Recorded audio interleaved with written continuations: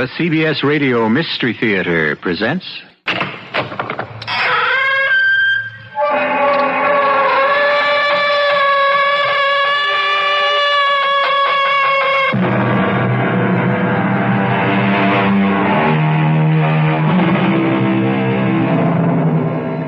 Come in. Welcome. I'm E.G. Marshall. The meek shall inherit the earth. But surely not today. Indeed, it wouldn't be surprising if it didn't happen next week, or next month, or even next year. In order to be a successful member of the meek, one requires patience. Indeed, the thing the meek do better than anyone else is to endure injustice with patience. And yet there is a human limit to endurance, while obviously there is no limit to injustice. Something has to give. Can you describe the man who killed my son? Oh, no. But you saw the man. I didn't. I swear I didn't. That isn't true. Who are you to come busting in and giving me the third degree? Get out! What did he look like? Mister, I got a husband, kids. Let me alone. What did he look like? Get out! Yes, I shall get out. But I shall return tomorrow, and the day after, and the day after, and I'll ask you again and again, and you will not know a moment's peace until you tell me.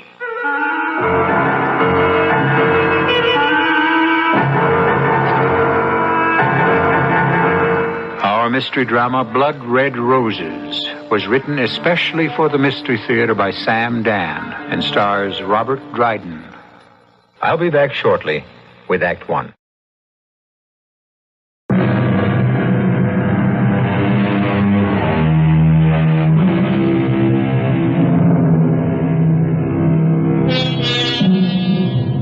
We walk, it seems, a narrow and slippery pathway between poetry and practicality.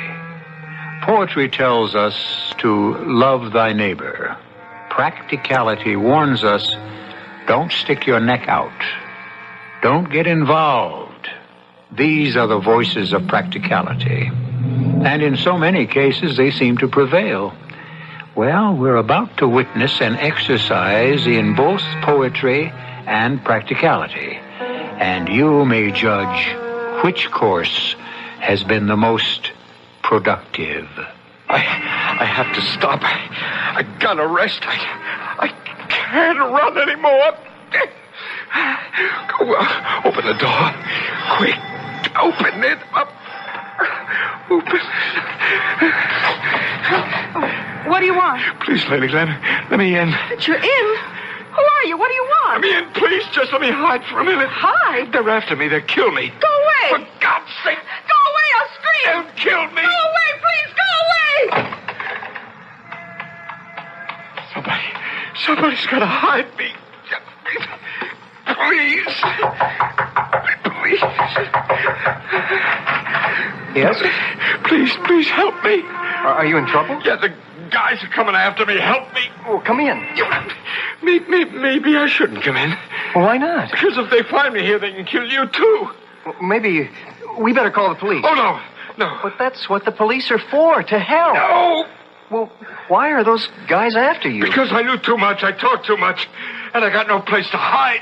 Well, sit down. You will not be killed here. Oh, maybe not. You got a gun? This is a sanctuary. A what? A sanctuary. The sanctuary of a church. What church? My church. A church? Well, where's the altar? Where's the cross? This is the church of the heart. It is my ministry to help those in need. Pray with me. Are you crazy? Pray to whatever God watched over your childhood, in whatever language you ever spoke to him, but pray from the heart, the spirit. In here. The dame said he ran in here. Oh, it's Joe. They found me. Come on, open up in there. Open up. We'll bust it down. I told you to let me get out of here. Now it's too late. Let us pray. Open up. The door's unlocked. Here, there he is. Why do you enter this house? Knock him off, Albie. Joe, I'm gone. I know that. But this guy this priest. What are you trying to pull? What priest? Don't kill him, Joe. He didn't do anything. You must not commit violence in this house. I cannot permit you Let to... go my arm, you not. Let go. You must listen.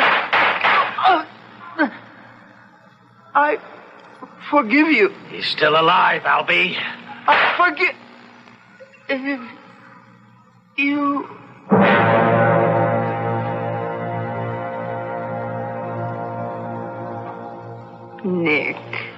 Nick, please. Let me alone, Anna. Look, you can't sit here in the room day and night. At least eat something. Eat something. That will make everything all right. Eat something, and it will bring Stephen back to life. Just eat something to keep up your strength. Yes. I need my strength. I need strength to mourn him. That very nice police lieutenant called on the telephone. He said, as soon as they find the man who killed... Yes? They'll be able to find the man. Is that true? Yes, Nick. You see, they have their ways. Why don't they ask me who killed him? Ask you. I know who killed Steve. Nick. I killed him. I killed my own son. Oh, Nick, you don't know what you're saying. I killed him because I failed him as a father. It's God's will that we go on living. I taught him the wrong things. Would he want you to go mad with grief? It was my duty as a father to arm him. I won't listen to strengthen him for the battle of life. What are you saying? What did I teach him?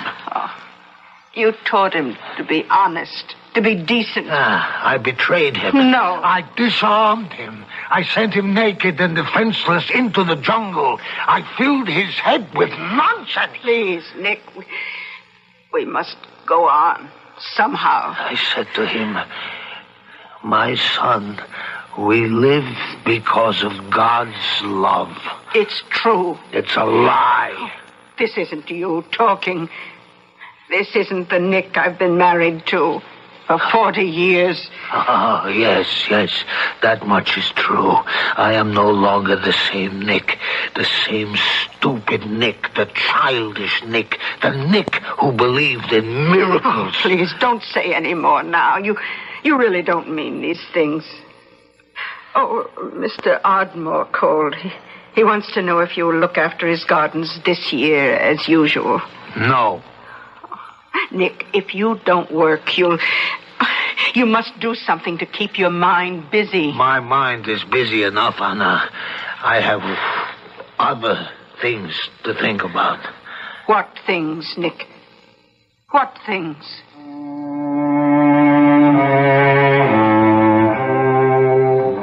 What things? It only proves that women cannot understand what must be done. I must kill the man who murdered my son. Even as I say these words, I feel a chill. I never spoke this way. I never thought this way. But until now, I never had reason to. Lieutenant Daly. Who? Well, can't you tell him I'm out? Look, I feel sorry for him, too, but what can I do about it? All right, send him in. What does this old guy want from me, anyhow? Mr. Birko, come in, sit down. Oh, thank you. I know what you're here to ask me. Yes. And let me tell you, we're working on it. Are there any results? Well, it was a gangland killing. We know that much. Yes. The guy they were after was a stool pigeon. Excuse me? No, an informer. Oh, yes.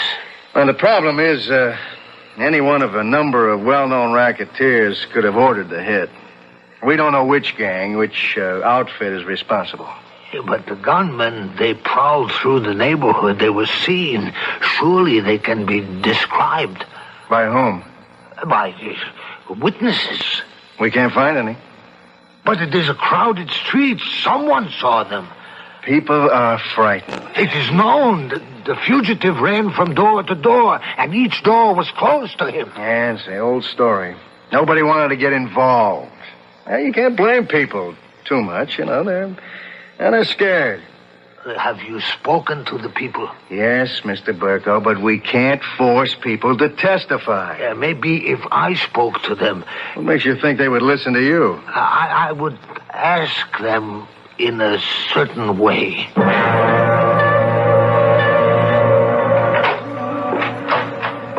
Yeah? May I speak with you? My name is Nicholas Birko. I am Stephen Birko's father. Oh, yeah. You want to come in? Oh, thank you. Oh, won't you sit down? Can I get you something? A cup of tea, maybe? No, thank you. Oh, that son of yours, he was a saint. He was always there when you needed him. You ought to be so proud. Everybody in the neighborhood was crazy about him. The animals had killed him. The chair's too good for him. Can you describe the men who killed him? No, I really didn't get a good look at him. Describe them, please. Oh, Mr. Birko, look, I'm really very busy. I don't believe you. What did they look like? I think you'd better leave. You're frightened, aren't you? Look, who asked your son to be a hero? He asked for it, and he got it. Now, please, you better go. I will keep asking you. Please, I got a husband and kids. I got to protect my own. I won't stop asking you. Will you get out? Yes. And I will wait for you to tell me. I will wait outside. I will stand in the street in front of your door, day and night. And I promise you, you will not know a moment's peace until you tell me.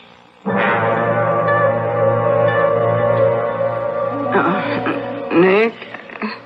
Oh, Anna, I woke you. I'm sorry. Oh, where are you going? It's only 6 o'clock in the morning. Out. Oh, Nick, you can't keep doing this. I can. I will. I must. You just stand on the corner outside that woman's flat. I'll go back to sleep. People think you're insane. People may think as they like. Oh, Nick, you have to go back to work. This is my work. Your customers. They'll have to hire other landscape artists. All the flowers you planted for so many good people. It can't be helped. But what good does it do? Your only son was murdered, and you have no wish to avenge his death? Vengeance is mine, says the Lord. Ah, yes. But since the Lord shows no sign of taking it, I'll have to attend to it myself. Nick, it's raining outside. It's also raining on my son's grave. Oh. If you could only find peace. I will. On the day I avenge his death.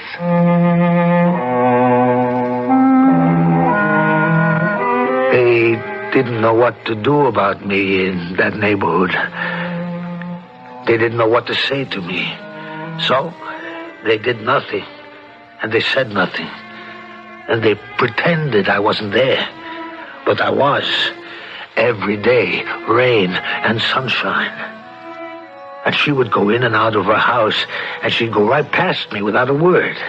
And I made no move to stop her, to talk to her. I just looked at her. And then I realized she was going to talk to me. Because she was no longer walking past me, she was beginning to run. And every day she would run faster.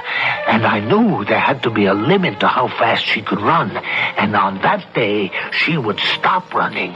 And she would walk up to me, and she would say... You win.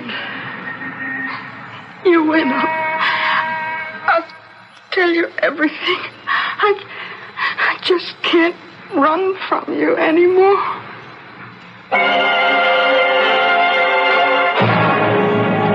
Persistence has paid off. she's going to describe those killers. Joe, Albie, weren't those the names we heard? But what can Nick Birko do with the information? He talks about revenge, but these are professional hoodlums. Well, he has a second act in which to figure out a course of action.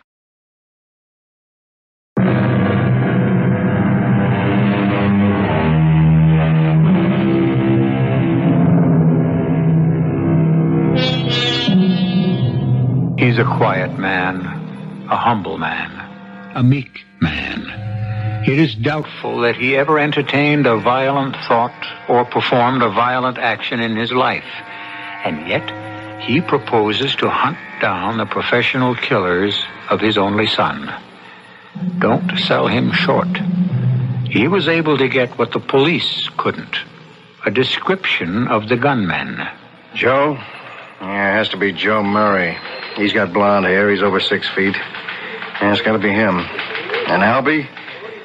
Albie's his sidekick, Albie Perry. And so, now, Lieutenant, you know who they are. Yeah. Well, will this woman testify in court? It doesn't matter. Oh, but it does. If she won't testify, we have no witness, and therefore no case. And these guys go free. I am not concerned with that, Lieutenant Daly. I thought you wanted to get the guys who killed your son. These men are merely servants. Isn't that true? Servants of a boss. Oh, yes, that's certainly true. It's this boss who hires them and commands them. He's the real murderer, isn't that true? Well, yeah. And you said if you knew the employee, the hireling, you could identify the employer, the boss. I can, but it won't do us any good. Once again, we have no evidence. Who is the boss who orders these 2 men to kill? They work for Jerry Bissett. Jerry Bissett? Yeah. Where can I find him? What do you mean? Where can you find him? What do you think you can do? I will make him pay for the murder of my son. Oh, but you can't take the law into your own hands. Lieutenant, I find myself in this position only because the law has failed. Look, I know how you feel, Mr. Birko. Huh? Has an only son of yours been murdered? Well, no. Well, then you don't know how I feel. Do you know what you're up against? This guy, Jerry Bissett, he's got connections all the way into Washington, D.C., and so far, he can't be touched. Now, what are you planning? Say, let's say you want to shoot him, huh? How do you think you could get at him? The guy is guarded tighter than Fort Knox, Kentucky. I thanked him. I went home. And then I almost broke into tears. I realized how helpless I was. Oh, Nick, you must rid your mind of all these thoughts. I must destroy that man the way he has destroyed me. Nick, you cannot be destroyed. You have too much good in you. How? Tell me, Anna, how? I've never held a gun in my hand. I can't stand even the thought of a knife. Nick, you can't kill this man. He's already dead. And even if I had the weapon, how could I get close enough to him? His soul has died. He's not worth your trouble. Help me think of a way. Would Steve want you to kill him? Steve? No. But only because I filled his head with nonsense. Don't use that word. What you taught him was not nonsense. Love, my son. Look about you and see God's love. I filled his head with this nonsense, and he believed it. He believed it. And you don't believe it? No more. Now, let me be free to think. About what? About what I must do.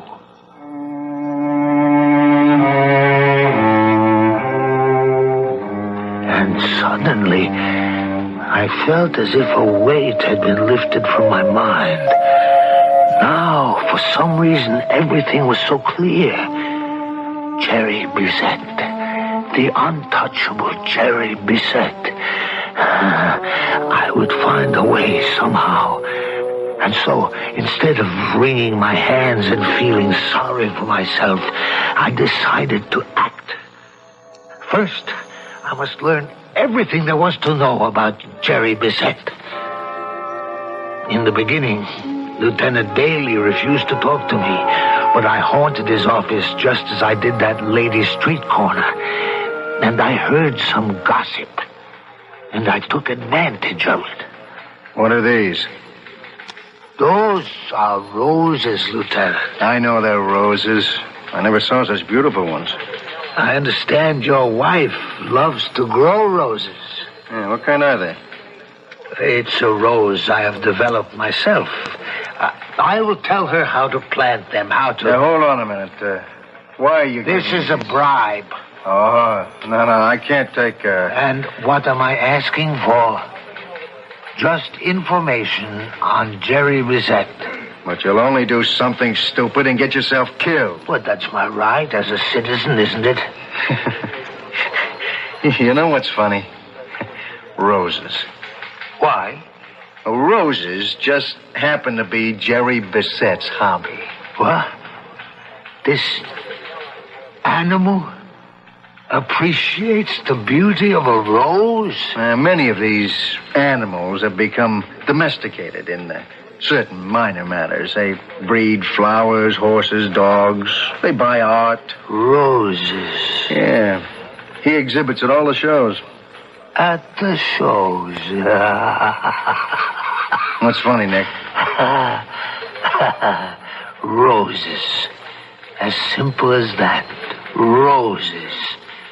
My blood-red roses. And that night, I wrote a letter. I went to the library to write this letter because from now on, Anna must not be aware of what I meant to do. I must keep her out of it. Dear Mr. Bissett, I have developed what I thought was a new flower, which I call the blood-red rose. A friend has told me that you have displayed such a rose at a show in the South. Will you please accept these flowers from one lover of roses to another and tell me if they are the same as yours? Nick? Who was at the door? Oh, the mailman. He gave me this letter. The envelope, Nick. Have you ever seen such an envelope? It's like parchment. I see. And it just has the initials J.B. Nick, where are you going? In the bedroom. Dear Mr. Birko, it was kind of you to send me the flowers. Even kinder to think that I could grow anything as magnificent as your blood-red rose. Roses, as you may have heard, are my consuming passion. When I find a fellow aficionado, I gotta meet him, talk with him, make him my friend. Please let me know what day would be convenient for you to visit. I should be very happy to send a car for you.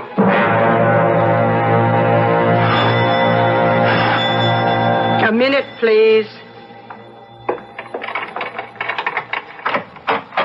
Yes? Is this the house of Nicholas Birko? Who are you? He's expecting us, ma'am. Who's at the door, Anna? Mr. Birko, I'm Mr. Bissett's chauffeur. Nick, what does this mean? Anna, everything is all right. I'm ready to go with you now, Mr. Just call me Joe. Joe. I could hear suddenly the voice of Lieutenant Daly. Joe. Yeah, it has to be Joe Murray. He's got blonde hair. And Albie's his sidekick. Tall, blonde-haired Joe and I walked downstairs and into the street and over to the curb where a large limousine was waiting. And behind the wheel was another man. Okay, Albie, let's move. Joe and Albie, the two men who had murdered my son. And here I was, riding in a car with them. Nick! Chris Birko, huh? Well, let me shake your hand. I thought I knew everyone who knew anything about roses in this world, but you are a discovery. Like finding a Rembrandt in the attic. I can't call you Mr. Birko. We gotta be Nick and Jerry, huh? The way we feel about roses, why, we got more in common than most brothers. My heart, it almost failed me. This man, dressed like a dandy who used cologne. This man who it seemed I could almost crush with my two hands. This man was the terrible Jerry Bizet. No, must be a mistake. What do you do, Nick? I work as a gardener. I gotta correct you. You don't work. You create. And you're not a gardener, you're an artist. Who you with? I work for myself. Well, work for yourself. But work for me. Turn yourself loose on this estate, Nick, and name your price. Yes, but Be what used to be called artist in residence, huh? Well, that's what you were meant to be. And let me function as I was intended, as a patron of the arts. You and me, Nick, it was meant to be. Was I going mad? I had come here to kill this man, and now we were talking about my working for him. This depraved killer who had the responsibility for Stevie's death. What stopped me from ending his life right here, right now? Hey, Pop. Might have known you'd be out here. Oh, Junior, I'd like you to meet Nick Birko. Hiya. That's my son, Jerome Francis Bizet, Jr. How do you do? Nick developed that rose I showed you, the blood red rose. Yeah, it's a great thrill, Pop. I need some dough. You got your allowance yesterday. Well, you know me, Pop. I can't stay away from that wheel. Junior, you've got to learn... Come on. What's the lecture? You own the joint. Every dollar I lose comes back to you. You just keep the money moving, right? Mr. Roberts tells me you ain't been to the office in a week.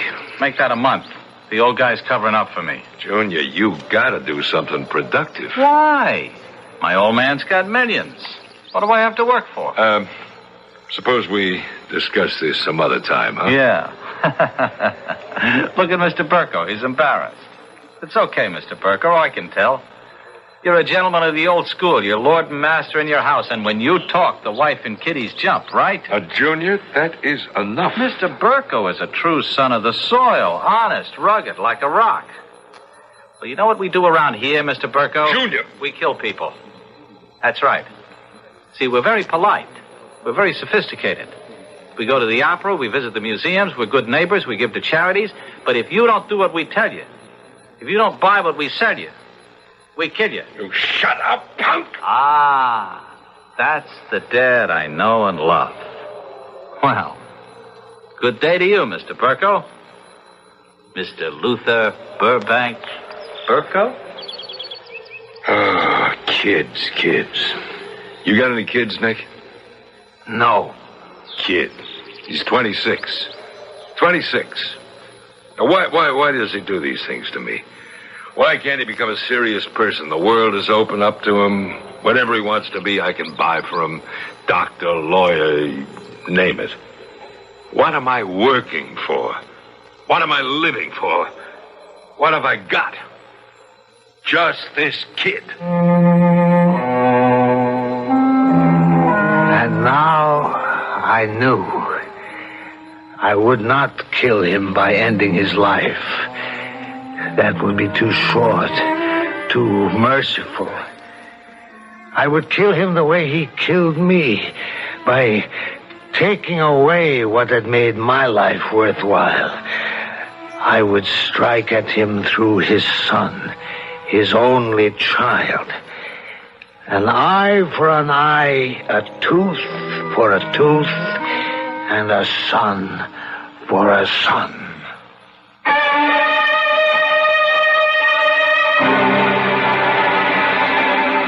And that is the price. The blood price. The only problem is, can Nick Birko convince himself to exact it? Can a man suddenly overcome the habits of a lifetime? The snake can shed its skin, but can the leopard change its spots? There will be both shedding and changing when I return shortly with Act 3.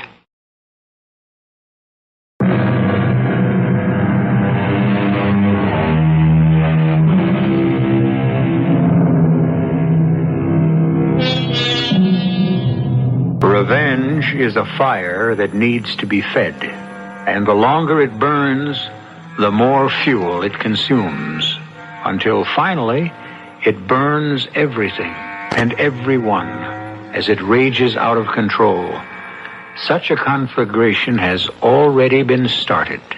Hello, Anna. Oh, Nick, you're home. Why shouldn't I be home? I live here. Where should I go? Oh, Nick, I was so frightened. You were taken to the house of that gangster chief. Gangster chief? Why, Mr. Bizet is what they call an eccentric millionaire. I don't understand. The man is devoted to roses, as I am.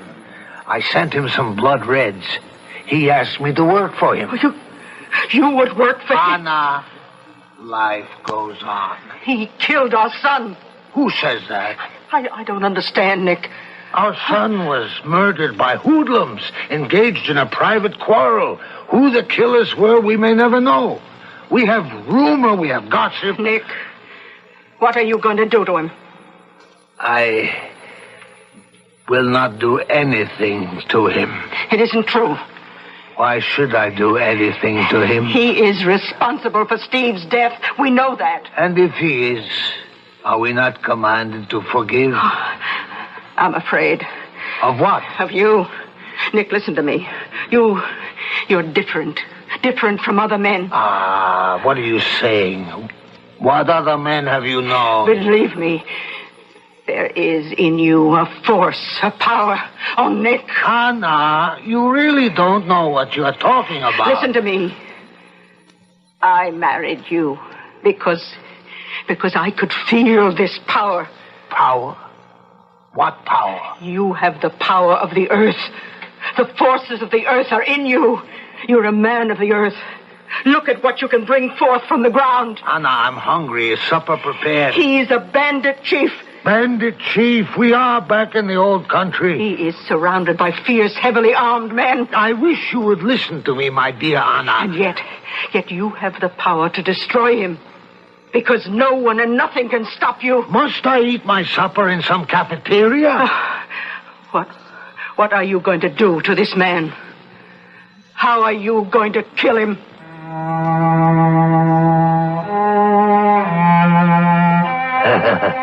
Women.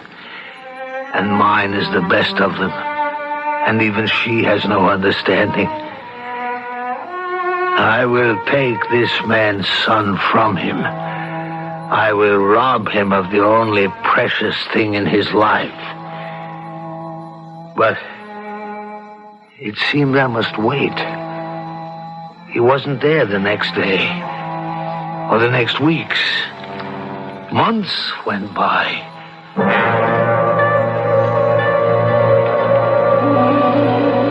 It's a miracle. This garden, it's a miracle. You know something? Nothing ever grew here before. But I saw this garden before I went to work. It was a hustle. It was all brought in, every inch of dirt. This place could only grow weeds. I cannot believe that. You know what I told the old man. I said you got too much blood in the ground. Why are you unhappy? Huh? Unhappy? Why should I be unhappy? I'm the one who asked the question. Who are you to question me? What do you know? What do you know about anything? What do you know? What do you know about anything? I had heard those words before. They were spoken to me by my own son. My own son. And with great fire, and passion. What do you know? What do you know about anything? You're in America now, for crying out loud. You're not some ignorant European peasant. What are you trying to say to me, Stephen? Oh, wise up. You walk around all day with dirt on your shoes and manure on your hands. What do you know about anything? You have to be smart in this country, because what counts here is the almighty buck. That's what people understand. That's what people respect. And that's what I'm out to get. Stephen, listen to me. I know what you're going to say, and I won't buy it. Steve, look at this. Look at this rose. So what? It's just a rose. No. It's a special rose. It's my very own rose. It never existed before. This blood red rose. All the money in the world could never buy this rose. Steve, all the money in the world could never buy this rose. Hey, who you talking to, Nick? You all right? Forgive me. Sometimes... Besides, what do you mean? All the money in the world can't buy that rose. It's for sale, isn't it? Well, what I mean is that all of the money in the world could not buy that rose before it existed. With all your wealth, my son, with all your power, let me see you cause a rose to rise from this ground. Not even a weed will obey you if it isn't God's will. The moment it had come and gone. How could I kill him when I was talking about God? And then a thought flashed into my mind. I wasn't going to kill him. I was going to save him. I knew I was going to save him. And I realized that I wanted to save him more than I wanted anything else in the world. Tell me something, Nick. What are you doing to my boy? Huh? What am I doing? I mean, well, he stays home. He doesn't run around. He's very quiet. I see him in the gardens all the time.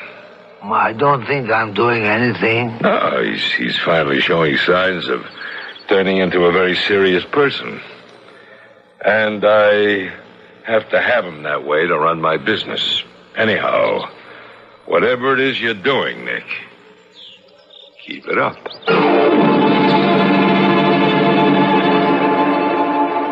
How do you get that rose to be such a red color? Such a blood red? That's not the way to say it. This rose does not obey me. It does not do what I command or desire. I only help it to become what it must be, what God has intended it to be. God certainly did not intend for any of us to lie, rob, murder. He only wanted us to love each other. Oh, love. This world needs so much love. What is it that you wanted to be? What was it that you wanted to do? I wanted to help people. Oh, that's a fine answer. And you have money? No. My father has money. But I won't touch it. It's blood money. How can you help without money? I'll give myself. There was a young guy, I read about him in the papers. It was a long time ago. I don't even remember his name. He went down into the slums. He wasn't a priest, he wasn't a doctor, he wasn't a lawyer, but he was there. And he did what he could. He was a most unusual young man. Not everyone could do what he did. I know. And maybe I can't either. But I'm gonna try.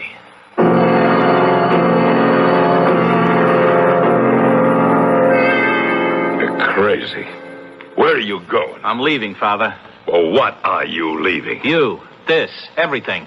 You mean you're gonna live in some filthy rat hole, huh? Can't live here. Why? Because I finally found out who I am.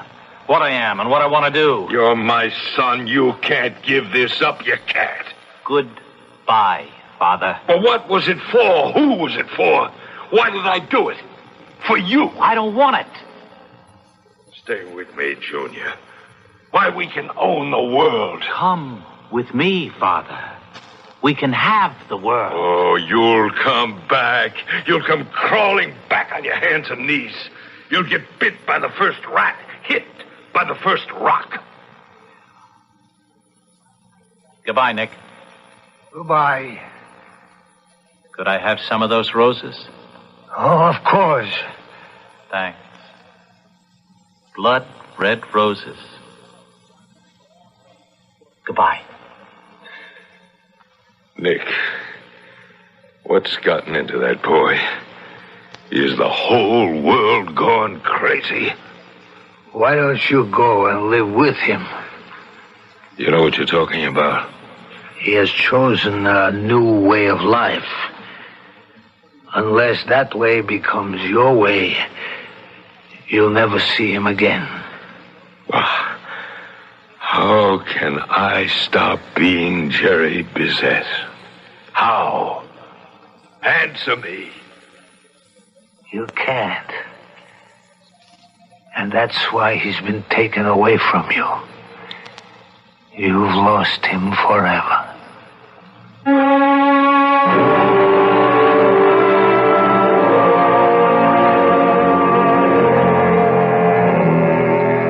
An eye for an eye, a tooth for a tooth, and a son for a son. Payment in kind. And that's the most satisfying revenge there is. And so Jerry Bizet loses a son, just the way Nick Birko lost a son.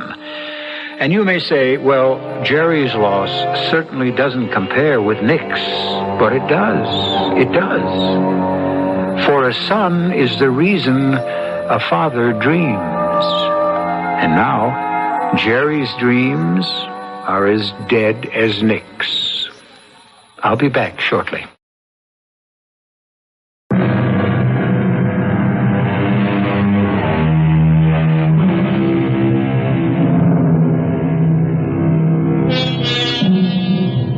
Roses, the traditional flowers of romance.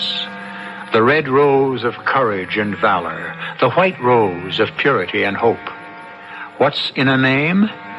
Everything. The bard to the contrary notwithstanding.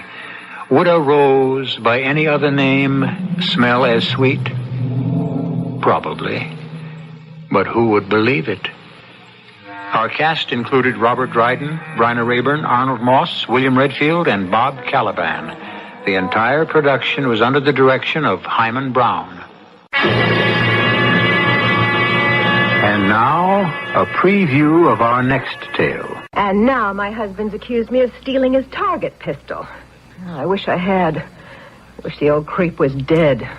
Why did I ever marry him? Because, darling Ruth, he's got a ton of money, and you're a doll with a kind of face and figure that drives a guy up the wall. So he files for divorce, so what? You've got me. A beach bum? No thanks, Tony. You're a dear, but without my husband's money, no way. With it, well, who knows? So, you wish he was dead? Huh? Money can make wishes come true. This is E.G. Marshall inviting you to return to our Mystery Theater for another adventure in the macabre. Until next time, pleasant dreams.